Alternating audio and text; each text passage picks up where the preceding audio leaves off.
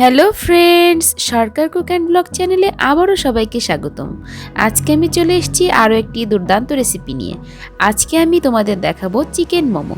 তো চলো, আমি প্রথমেই চিকেন মোমোর জন্য নিয়ে নেব মুরগির বুকের মাংস। আর সাথে যা লাগছে তা হচ্ছে পেঁয়াজ, ধনেপাতা, কাঁচামরিচ, আদা, রসুন। আরও অনেক উপকরণ লাগবে, আমি একে একে তোমাদের সব কিছু দেখিয়ে দেব। তো আমি প্রথমেই বুকের মাংসগুলো সুন্দরভাবে ধুয়ে কেটে কিমা করে নিব। তো আমি তার জন্য মোটামুটি আমি এখানে 300 গ্রাম মতো মাংস নিয়েছি। যে যতগুলো করবে সেই অনুপাতে উপকরণগুলো কমিয়ে বা বাড়িয়ে নেবে। তো আমি মাংসগুলো একটা চাপাতির সাহায্যে খুব সুন্দরভাবে কুচি কুচি করে কিমা করে নিচ্ছি। কিমা মূলত কুচি করে কাটা মাংস, অর্থাৎ থেতানো মাংস। তো আমি মাংসগুলো সুন্দরভাবে কিমা করে নিচ্ছি। তো আমার কিমা হয়ে গেছে, আমি উঠিয়ে নিব। এখন আমার যে বাদবাকি আর উপকরণগুলো সেগুলো আমি মিহি করে কেটে নেব। তো আমি প্রথমেই পেঁয়াজ কুচিটা কেটে নিচ্ছি। আমি পেঁয়াজটা কেটে নিব। আর মোমোতে সাধারণত সব উপকরণই খুব সুন্দরভাবে কুচি কুচি করে নিতে হয়, এতে ওই কিমার সঙ্গে এটা খুব ভালোভাবে যায়। তো আমি একে একে পেঁয়াজটা কুচি করে নিব। পেঁয়াজটা কুচি হয়ে গেলে আমি রসুন কুচি করে নেব। তো রসুন কুচি করার জন্য আমি যে গ্রেটার আছে সেই গ্রেটারটা ব্যবহার করব। গ্রেটারে খুব সুন্দরভাবে রসুনগুলো কুচি হয়। তো আমি পেঁয়াজ কুচি সরিয়ে রেখে এখন রসুনগুলো কুচি করে নিচ্ছি।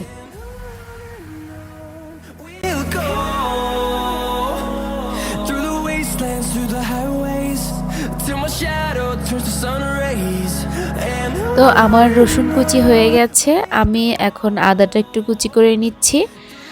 আদা কুচি হয়ে গেলে আমি কাঁচামরিচগুলো কুচি কুচি করে কেটে নেব। তো আমি এখানে 4-5টা কাঁচামরিচ নিয়েছি।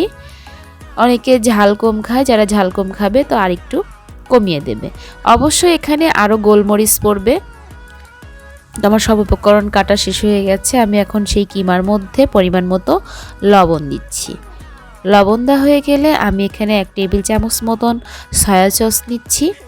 আমি সয়া সস ও লবণ দিয়ে তারপরে কুচি করে রাখা যে উপকরণগুলো আছে সেগুলো আস্তে আস্তে দিয়ে দিব। আর হ্যাঁ বন্ধুরা, তোমরা অবশ্যই এই ভিডিওটি না টেনে দেখবে, তাহলে তোমরা স্টেপ বাই স্টেপ খুব সুন্দরভাবে বুঝতে পারবে। কোনো কিছুই স্কিপ করো না। তো হ্যাঁ, আমার সয়া সস দেওয়া হয়ে গেছে। আমি এখন 2 টেবিল চামচ মতন পেঁয়াজ কুচি দিয়ে দিচ্ছি।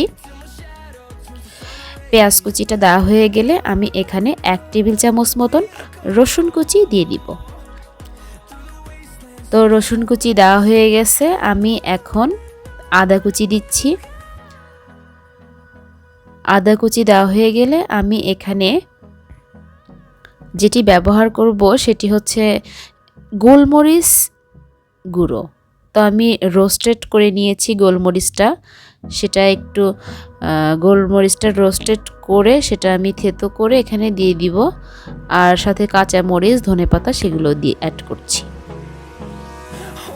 তো কাঁচামরিচ, ধনেপাতা এগুলো দেওয়া হয়ে গেছে। আর আমি যে বললাম যে গোলমরিচটা দিব সেটা আমি আগে থেকেই রোস্টেড করে রেখেছি, সেটা এখন আমি দিয়ে দিব। তো আমার মোটামুটি সব উপকরণ দেওয়া হয়ে গেছে। আমি এখন খুব সুন্দরভাবে এটা মিশিয়ে নিব। আর আমি এটা খুব সুন্দরভাবে মিশিয়ে নিয়ে ম্যারিনেট করে মোটামুটি ঘন্টাখানেক এটা আমি রেখে দেব। আর এদিকে এটা ম্যারিনেট করে রেখে দেওয়ার পর বাদবাকি যে কাজগুলো আছে সেগুলো আমি সেরে নেব। তো আমার মাখিয়ে নেওয়া হয়ে গেছে। এবার আমাকে আরেকটু কাজ করতে হবে, সেটা হচ্ছে একটা ফ্রাই প্যান সুন্দরভাবে গরম করে তাতে একটু সাদা তেল গরম করতে হবে। আর সেই সাদা তেলটা গরম হয়ে গেলে আমার সেই মাখানো কিমার মধ্যে দিয়ে দিতে হবে। মূলত আমি এখানেই তেল ব্যবহার করছি, আর কিন্তু এই রান্নাটাতে কোনো তেল ব্যবহার হবে না। তো আমি তেল ব্যবহার করার পরে আমি সেটা মাখিয়ে ম্যারিনেট করে রেখে দিলাম। এখন আমি একটি পরিষ্কার পাত্রে 2 কাপ ময়দা দিয়ে দিব। 2 কাপ ময়দার মধ্যে আমি কিছুটা লবণ দিয়ে নিয়েছি স্বাদ মতো। তো স্বাদ মতো লবণ দিয়ে এই পরিমাণ মতো একটু সয়াবিন তেল আমি ইউজ করছি। তো এটা সুন্দরভাবে আমি ময়ান দিয়ে নিব। তো আমি এটা মাখিয়ে সুন্দরভাবে ময়ান দিয়ে অল্প অল্প জল দিয়ে একটি ডো তৈরি করে নেব। তো আমি এখানে অল্প অল্প জল ব্যবহার করে একটা সুন্দর শক্ত না আবার খুব নরমও না সেরকম একটা ডো তৈরি করে একটা পাতলা সাদা কাপড় দিয়ে ঢেকে রাখবো। তো আমি এটা কাপড় দিয়ে সুন্দরভাবে মিনিট 20 ঢেকে রেখেছি। 20 মিনিট পরে আমি এটা উঠিয়ে দেখছি এটা বেশ সফট হয়ে গেছে। খুব সুন্দরভাবে আমি এটা একটু নেড়ে চেড়ে দেখলাম। এবার আমি একটা রুটির মতো বড় করে এটা বেলে নিব। তো আমার রুটি বেশ পাতলা করে বেলতে হবে। তো আমি রুটিটা বেলে একটা গ্লাসের সাহায্যে সেগুলো গোল গোল করে কেটে নিব। তো আমি ছোট ছোট রুটি করে নিয়েছি একটা বড় রুটি থেকে।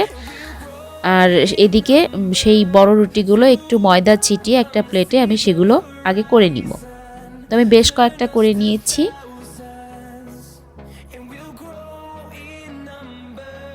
আমি বড় রুটিগুলো ছোট ছোট করে কেটে অনেকগুলো করে নিয়েছি। আর এদিকে আমি আবার একটু চুলায় চলে যাব। তো চুলায় আমি একটা হাঁড়ি বসিয়ে দিয়েছি আর একটা স্টিলের বড় ছাঁকনিতে আমি একটু তেল মাখিয়ে সেই হাঁড়ির ওপর দিয়ে দিব। মূলত মোমো করার জন্য অনেকে অনেক রকম স্টিমার ইউজ করে, কিন্তু আমি একদম ঘরোয়া পদ্ধতিতে মোমো করে আপনাদের সামনে দেখাবো। তো আমি এদিকে ওটা বসিয়ে গরম জল ভাপ হতে দিয়ে চলে এসেছি আমার মোমোর যে প্রধান শেপ তৈরির কাজে সেখানে।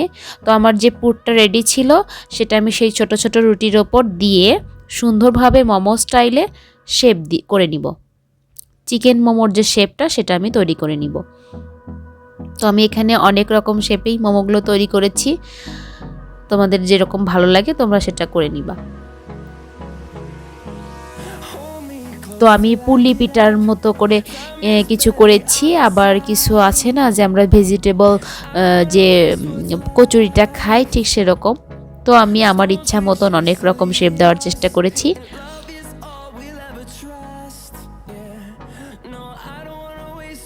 তো আমি প্রথমেই মোমোগুলো তৈরি করে নিচ্ছি।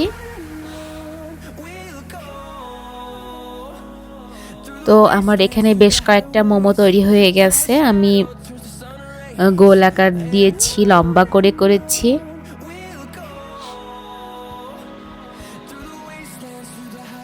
হ্যাঁ বন্ধুরা, তোমরা কিন্তু অবশ্যই পুরো ভিডিওটা না টেনে দেখবে, তাহলে কিন্তু কোনো কিছু মিস হবে না। আমি যেভাবে করেছি ঠিক তোমরাও সেভাবে একটা করে পার্ট করবে, তাহলে দেখবে জিনিসটা খুব সহজ হয়ে গিয়েছে।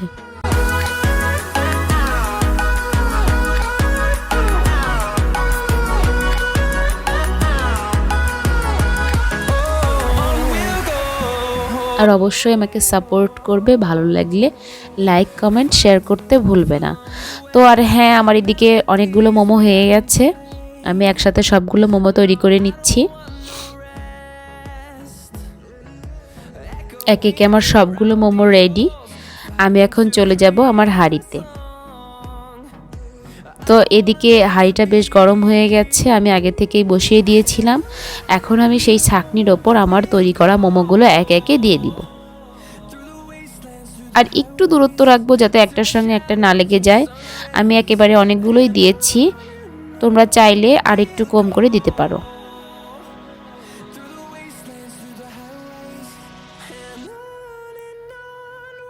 একটু দূরত্ব রাখলে একটা মোমো আর একটা মোমোর সঙ্গে লাগবে না।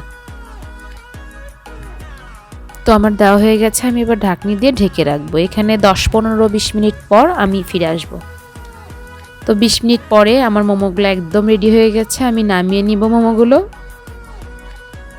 নামিয়ে নেওয়ার পরে দেখো বন্ধুরা, আমার মোমোগুলো একদম রেডি। আমি প্রথমে ভেবেছিলাম যে হয়তো বা সিদ্ধ নাও হতে পারে, তা কিন্তু না। মোমোগুলো আমি ভেঙে দেখাবো। মোমোগুলো খুব সুন্দরভাবে কুক হয়ে গেছে আর খেতেও কিন্তু অনেক মজা। খুব সহজে ঘরোয়া পদ্ধতিতে আমি তোমাদের মোমো করে দেখালাম। পুরো ভিডিওটি দেখার জন্য সবাইকে অসংখ্য ধন্যবাদ। আর তোমরা সরকার কুক অ্যান্ড ব্লগসের সাথেই থাকবে। আজকের মতো এখানেই, ভালো থেকো সবাই, রাখছি, টাটা বাই বাই। আবার দেখা হবে অন্য কোনো রেসিপি।